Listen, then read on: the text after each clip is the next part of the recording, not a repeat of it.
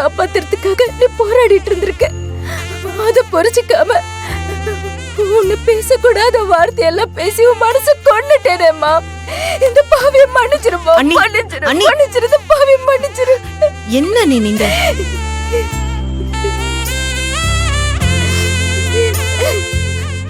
நான் பண்ண தப்புக்கு அந்த கடவுள் என்ன மன்னிப்பாருன்னு தெரியல.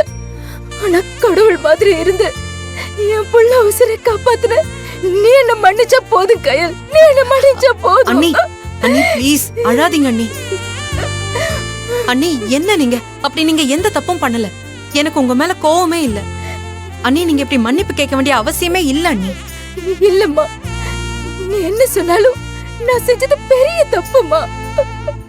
புத்தி கெட்டு போய் கொஞ்சம் கூட யோசிக்காம உன்னை போய் சுயநலவாதி நடிக்கிற, என்ன ஏமாத்த நடிக்கிறேன்னு உன்னை வார்த்தையால ரொம்ப